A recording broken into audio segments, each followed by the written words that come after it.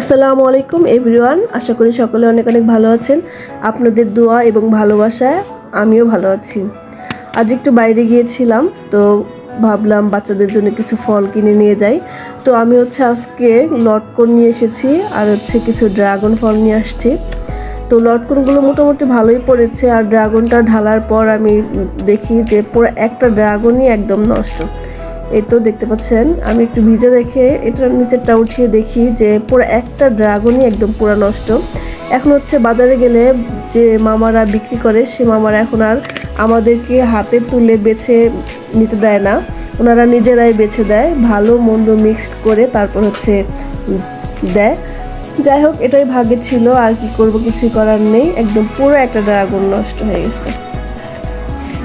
যাই হোক, এটাকে এখন ফেলে দিব। ফেলে দিয়ে আমি ফলগুলোকে এবার ধুয়ে নিব, যেহেতু বাচ্চারা খাবে। আর আমি সবসময় যখন ফল আনি, আমি ফলগুলো ধুয়ে তারপর রেখে দিই, কারণ বাচ্চারা যখন ইচ্ছা তখন খাবে, তাই ওদের যেন ধোয়ার কোনো ঝামেলা না থাকে। তো আমি আগে থেকেই ধুয়ে রেখে দিই। এই তো ড্রাগন আর লটকনগুলো আমি ধুয়ে নিলাম।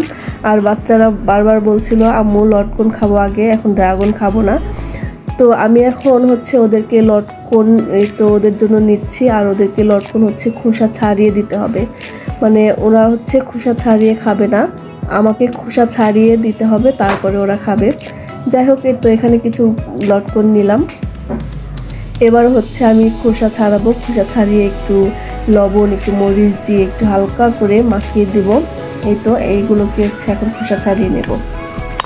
ভিউয়ার্স, আমার আজকের ব্লগটি যদি আপনাদের কাছে একটু হলেও ভালো লেগে থাকে, অবশ্যই লাইক, কমেন্ট এবং শেয়ার করবেন। যারা পেজ থেকে দেখবেন তারা অবশ্যই চ্যানেলটি ফলো দিয়ে পাশে থাকবেন।